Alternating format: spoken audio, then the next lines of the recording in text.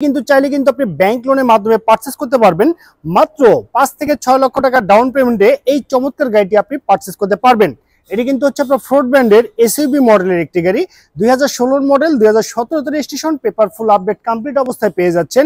1500 সিসির original engine, all option auto, original octane ড্রাইভের গাড়ি। গাড়িটি যদি আমি আপনাদেরকে ইন্টেরিয়রে কথা বলি, দেখতে সেম এরকম হবে। গিয়ার শিফটিংটি অটো ট্রান্সমিশনের গিয়ার শিফটিং, অরিজিনাল ড্যাশবোর্ড দেখতে পাচ্ছেন। এসি কিন্তু একদম সুপার হাইস্কুল অবস্থায় আছে। 4টি ডোরই কিন্তু হচ্ছে আপনার পাওয়ার ডোর। আর এখানে দেখতে পাচ্ছেন চমৎকার একটি ড্যাশ ক্যাম কিন্তু পেয়ে যাচ্ছেন, এটি original fitting.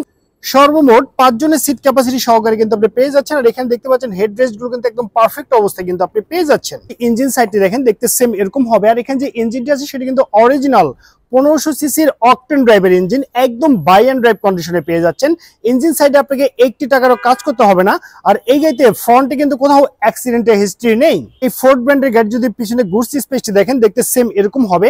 Original octane drive হয়, এখানে কোথাও কোনো সিএনজি অথবা এলপিজি তে কনভার্ট করা নেই। একদম ফ্রেশ কন্ডিশন ব্লু কালার গাড়ি কিন্তু আপনি পেয়ে যাচ্ছেন।